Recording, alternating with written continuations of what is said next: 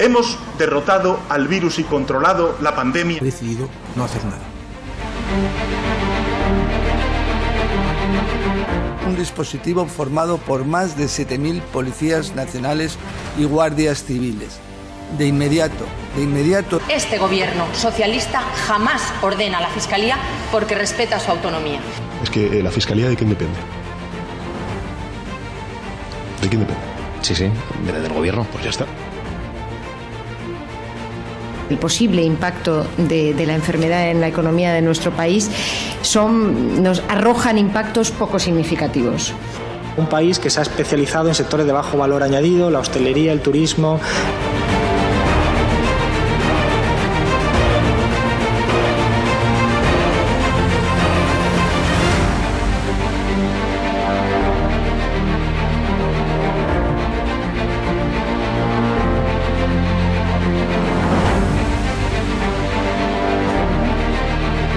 Gracias por atender a la televisión.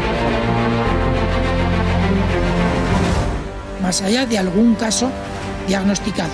Se tratan de test fiables, homologados. Algo se ha hecho no mal, terriblemente mal. Realmente el número de personas que ha sufrido la enfermedad en nuestro país supera los 3 millones.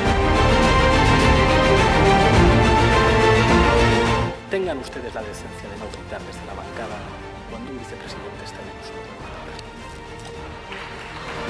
Este sistema económico no se puede vivir bien.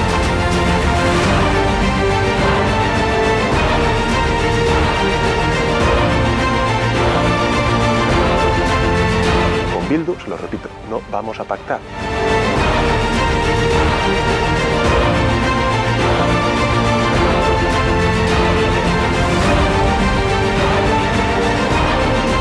¿Y usted qué le parece que después el rey llamara por teléfono a Carlos Lesmes? Eso me parece improcedente. Creo que trabajar y construir alianzas para avanzar hacia este horizonte republicano tiene que ser una de las tareas políticas fundamentales de Podemos en los próximos tiempos.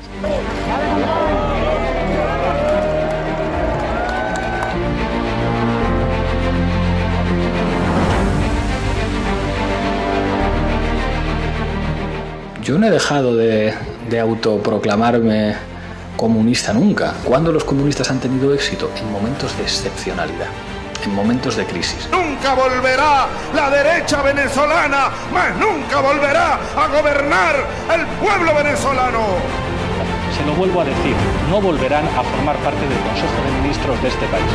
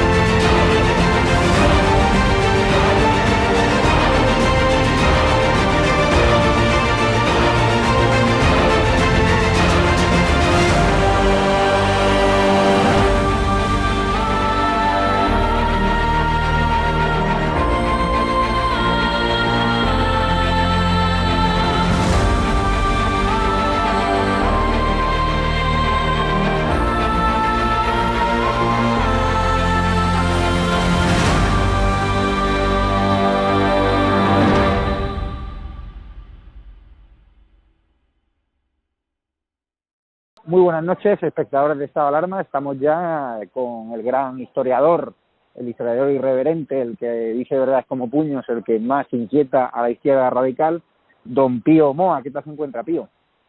Hola, buenas, pues bien, aguantando la marea de este doble virus, sobre todo el virus del gobierno, ¿no? ¿Estás animado o tristón? No, estoy como siempre, ni animado ni tristón, ¿no? Procuro ser realista, veo que la situación es difícil, pero situaciones más difíciles se han superado, ¿no? ¿Tú crees? O sea, con un control de los medios de comunicación brutal, con una situación de crisis económica brutal, con una población aletargada, adormecida, ¿de verdad crees que es fácil superar eso? Fácil no es, las cosas nunca son fáciles. El problema es que yo creo que ha habido una cosa nueva, que es Vox. Vox creo que la moción de censura la ha ganado porque ha puesto a cada uno en su sitio. Las réplicas de Abascal han sido en conjunto buenas, francamente buenas. No es dice verdades, en fin, yo creo que ahí hay un factor de esperanza importante, ¿no? Luego, claro, me pregunta un ingenuo si vale la pena seguir escribiendo sobre asuntos tan trillados como la Guerra Civil o la República, sobre los que deben haberse escrito millones de páginas, habiendo hoy otros problemas, decía. Yo dije, pues sí merece la pena, por al menos dos razones. Porque la gran mayoría de esos millones de páginas tienen muy poco valor explicativo o analítico, y porque se trata de temas tan actuales que una serie de políticos delincuentes intentan imponernos por ley sus versiones y opiniones semianalfabetas para volver a una especie de sovietización combinada con la disgregación de España. Y este es un problema precisamente muy actual. Por lo tanto, le dije, yo considero que fue muy necesario escribir el libro ¿Por qué el Frente Popular perdió la guerra?, el año pasado, en el 80 aniversario de su derrota, y explicar qué fue la República en un libro que saldrá dentro de algunas semanas ante el 90 aniversario del nacimiento de aquel régimen, ¿no? Y por asombroso que resulte, mucha gente sigue presentando a aquella República como un modelo orientador para la España actual. Y por paradójico que suene, cuanto más se ha escrito sobre los dos temas, la guerra civil, la república, etcétera, y el franquismo, no digamos, ¿no? Cuanto más se ha escrito en los últimos 40 años, que ha sido muchísimo, pues más confusa y más desenfocada es la visión resultante. Ello se debe a que son muchas las fuerzas políticas e ideológicas que tratan de convencernos de que la disgregación de España y el totalitarismo, con disfraces pseudodemocráticos, pues que son cosas buenas y que son cosas convenientes que deben orientar a nuestro porvenir.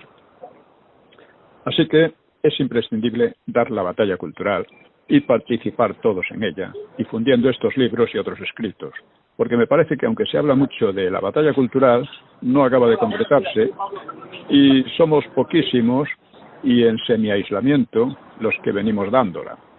Este blog, estoy hablando de mi blog, Más España y Más Democracia, www.pioma.es, pues precisamente está concebido en un doble sentido. Frases y párrafos cortos para su más fácil difusión en redes y al público corriente, y textos más expositivos o de pensamiento o culturales para los interesados, que siempre serán minorías. Y ahora, aprovechando la ocasión que nos ha ofrecido la Checa Cultural con la cuestión de Prieto y Largo Caballero, pues voy a emprender desde el blog la semana próxima una campaña de clarificación histórica a base de textos cortos, ampliada también a Negrín. La intención es que participen en ella, difundiendo esos textos, el mayor número de lectores y de oyentes de Una Hora con la Historia.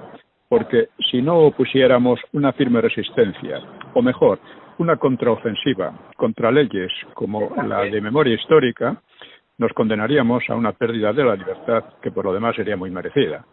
En el blog he tratado, como digo, trato muchos temas y, por ejemplo, he expuesto el otro día esto. La cuestión es que la gente, el problema que hay no es que la gente esté anestesiada, es que los que tendrían que despertarla a su vez están bastante dormidos. Se quejan mucho pero hacen poco. Tienen la mentalidad del espectador, lo que decía Julián Marías.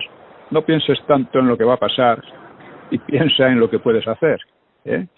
Bueno, pues por ejemplo, el otro día comentaba esto. La democracia fallida en España porque es una democracia fallida hoy día, ¿no? Una democracia con leyes totalitarias no es una democracia, ¿no? Pues ha creado una censura sobre las verdades históricas más evidentes. No es que estuviera prohibido en abstracto decir esas verdades, pero al sostenerlas en concreto te arriesgabas y te arriesgas cada vez más al ostracismo, al boicot, a la muerte civil, y ya planean además arruinarte a multas simplemente, ¿no? Veamos algunas verdades incontrovertibles, pero que casi nadie osa decir en esta pseudodemocracia de la bellaquería. Una, la democracia vino y solo podía venir del franquismo, porque el antifranquismo siempre fue comunista, totalitario y o terrorista. Dos, no hubo oposición democrática al franquismo, ni por tanto demócratas en las cárceles. Los pocos presos políticos que había eran comunistas de diversa línea y terroristas. 3. El referéndum de 1976 refrendó a la vez la democracia y el franquismo contra quienes querían prostituir la democracia enlazándola con el Frente Popular. Fue un referéndum de la ley a la ley aprobado por vastísima mayoría y de la que todo el mundo ha querido olvidarse. 4. El Frente Popular fue una alianza de sovietizantes y separatistas adornada por golpistas como Azaña y salida de unas elecciones fraudulentas. La amenaza brutal que ello suponía para la continuidad histórica de España es lo que explica la guerra civil y lo que le da sentido. Y quinto, quienes libraron al país de la amenaza soviético-separatista, que hoy día volvemos a tenerla encima, fueron los nacionales, como reconoció Besteiro. No fue ninguna tercera España de fantasía. Es un cuento, un camero más que se han inventado, ¿no? El franquismo supuso la continuidad histórica de España. Pues bien, negar u ocultar verdades evidentes como estas ha convertido la democracia en una farsa, la política en un juego de mafias corruptas, con recuperación de la vieja alianza frente populista y el golpe de Estado permanente en medio de una disgregación progresiva. Así que urge una reacción, ¿eh? Y cuando, por ejemplo, dale que te pego con lo de la condena al franquismo. Y aquí hay un argumento muy fácil. Dice, ¿por qué no condeno al franquismo? ¿Por qué no quiero alinearme con los asesinos etarras, con los corruptos del PSOE, con los golpistas y racistas separatistas, con los chequistas comunistas, ni con los pijos cutres del PP? Me niego a entrar en ese club. Basta decir esto. Dice, ¿quiénes atacan al franquismo? Pues esta gente, no son otros. En fin, comento, hablando del blog, de aspectos de pequeños párrafos o frases para su difusión, pues, por ejemplo, uno de ellos, ¿no? Exhibe el Coletas su nueva masculinidad con su moño y sus pendientitos. Y pongo en su boca. Ahora contemplo la posibilidad de pintarme las uñas de los dedos de las manos y los pies y ponerme rímel. Comprendan, son decisiones que no se pueden tomar sin seria reflexión, como la voladura de la Cruz del Valle de los Caídos. Nueva masculinidad. En fin, otro tema que he abordado es el de Aznar. En el blog dice funesto Aznar. De Aznar se recuerda su buena gestión económica. No tiene demasiado mérito porque las recetas del PSOE siempre desembocan en el derroche, la corrupción y el desempleo. Basta la corrección de algunas de sus políticas para que la economía mejore. No obstante, la economía de Aznar, basada en el ladrillo, el turismo y la inmigración salvaje, sin ninguna perspectiva nacional, ha tenido a la larga los efectos que hoy vemos, muy relacionados con todos los problemas políticos que sufre España. Aznar hizo algo bien, por presión de Mayor Oreja, aplicar a la ETA el Estado de Derecho. También hizo bien algún aspecto de la política internacional, como apoyarse más en Polonia o las relaciones con Argelia para contrastar con Marruecos, una cierta dependencia que hay con Marruecos, pero fuera de eso fue el más dadivoso conseguidor de los separatismos con mucho. Siguiendo la norma de Suárez, se adelantaba a los deseos de los separatistas y les regalaba más de lo que pedían, enseñanza, sanidad, etcétera, ¿no? Dejando en residual la presencia del Estado en esas regiones. Financiaba en las escuelas, las instituciones y los medios de masas una furiosa propaganda antiespañola y el desplazamiento de la lengua común. Prohibía las banderas de España en los mítines y actos de su propio partido en Vascongadas y Cataluña. Dejaba a la intemperie a los partidarios de la unidad nacional. Eran actos de auténtica traición a la libertad y a España. Pero sospecho que ese memo ni se daba cuenta de su alcance. ¿Qué más daban esas minucias si la economía marchaba mejor que con el PSOE? Eso era todo, ¿no? Pero su mayor delito, porque lo fue contra la historia, contra España, contra la memoria de sus padres y abuelos y contra la democracia, lo perpetró al condenar el 18 de julio. Con ello regaló la legitimidad histórica y moral al Frente Popular de siempre, al conglomerado de izquierda y separatistas. El gran regalador de lo que no era suyo. Estoy seguro de que tampoco se percataba del alcance de sus fechorías. Como falto de formación histórica e ideológica, las consideraba asuntos menores. Creía que así ingresaba en el club de los demócratas, junto con el PSOE, la ETA y los separatistas, que desde la transición han obrado como un verdadero frente en materia de propaganda y que no han dejado de tratar a puntapiés merecidamente a su lacayuno PP, recordándole la mancha de su origen franquista. Pero lo que en su descerebramiento importaba a Aznar y su partido era que la economía marchase más o menos bien y viajar al centro. Y el centro era precisamente eso, la complicidad con el Frente Popular renovado. Zapatero fue la consecuencia directa. Muchos han acusado a Aznar y luego a Rajoy de cobardía y de complejos. Grave error, no han tenido ninguno. Hay unos, como digo, de formación histórica e ideológica, nunca han aspirado a otra cosa que a explotar a la masa de electores no dispuestos a votar al PSOE y repartirse así el poder y la corrupción con los del Frente Popular. Su pensamiento democrático, entre comillas, nunca fue otra cosa. Bueno, leo que Aznar ha sido el inspirador del discurso de Casado, de Soraya Casado, o sea, funesto hasta el fin el hombre. Solo que ahora se abre una excelente perspectiva, que resulte funesto, por fin, para el propio funesto PP. Esto es un comentario que hice a raíz de la moción de censura y de que Casado se desenmascarara como lo que es, ¿no? ¿Tú crees, Pío, que el sorpaso del PP el sorpaso de Vox al PP después de la moción de censura y como lo ha cogido la sociedad, crees que va a ser más pronto que tarde? Bueno, yo creo que sí, va a depender mucho de cómo explote. Insisto en que ha sido una victoria de Vox, precisamente por eso, ¿no? Aunque aparentemente fue una victoria también del doctor, apoyado pues, precisamente por Casado y compañía, ¿no? Pero eso yo creo que le va a costar caro. Y para mí lo importante no es tanto que le cueste caro momentáneamente, que yo creo que también, sino que se han marcado dos posiciones muy distintas. Y el propio PP las ha marcado. El propio PP le ha dicho a Vox, con ustedes no queremos nada. Con lo que queremos, con quienes queremos, es con el doctor, con el Coletas, con los separatistas, etcétera, que es nuestra política de siempre. Es lo que ha dicho, de hecho, el Casado a Abascal. Y Abascal ha estado muy bien en general. Les ha tratado a todos ellos como es debido. Quizás se quedó un poco sorprendido por la fiereza del ataque de Casado, pero ese ataque ha estado muy bien. El ataque de Casado desenmascara al PP mucho mejor que cualquier otra cosa.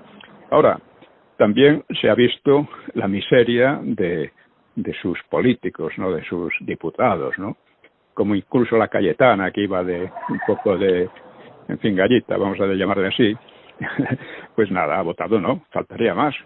Es que si no, corren peligro sus cargos o sus puestos o lo que sea, y para ellos es mucho más importante que la verdad, que España, que la democracia y que todo, ¿no? Pero así ¿crees que ese sorpaso, esa moción de censura anticipa el sorpaso o no lo tienes claro? Vamos a ver, aquí la cuestión fundamental sería que el PP se fuera a paseo de una vez y dejara el espacio político libre para Vox. Eso no va a ocurrir momentáneamente, pero digamos que la tendencia general es esa. La tendencia general es esa. Por primera vez la gente puede ver una alternativa. Por supuesto, es una alternativa que tiene que desarrollarse y que tiene sus fallos, ¿no? Pero eso es lo de menos. En conjunto es una alternativa. Lo que fue la moción de censura es, por un lado, toda la patulea de partidos del Frente Popular más el PP, que de hecho se ha integrado en ellos, y por otro lado, Vox. Vox, en fin, esto es lo importante. ¿Eso va a repercutir? Seguro que va a repercutir. O sea, vea usted que hace 2 años o 3 Vox no existía.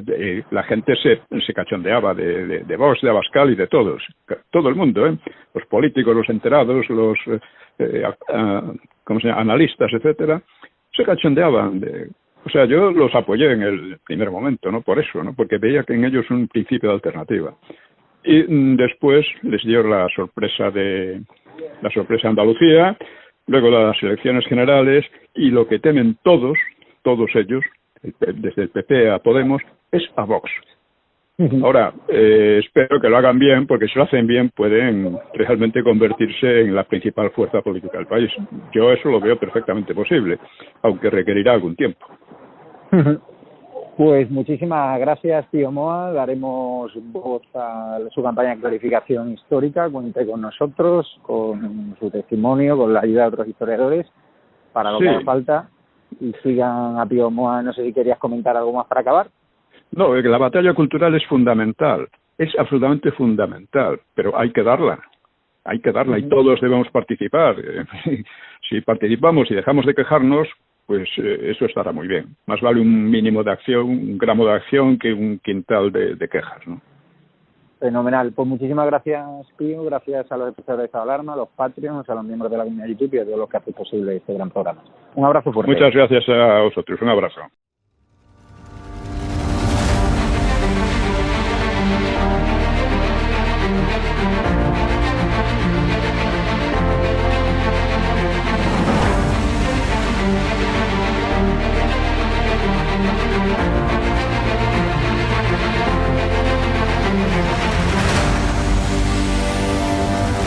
...863 consultas que han venido a través del canal de Estado de Alarma, y de ellas pues ha habido un porcentaje muy alto que son clientes nuestros ya.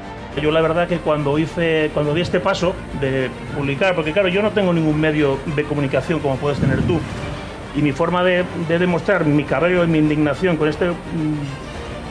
Bueno, voy a intentar a ver si puedo, que yo no soy políticamente correcto. Has sentado cátedra, apoyas un proyecto por la libertad de expresión, has puesto una pancarta contra el gobierno, te va mejor que nunca a pesar de la pandemia. Don Félix Revuelta, presidente de Naturhaus, propietario también de la Unión Deportiva de Logroñés, dueño de este hotel maravilloso donde nos has alojado. Está mal que lo diga, pero desde que me hice un poco famoso por mis expresiones en contra de este gobierno socialcomunista, mi negocio ha ido para arriba.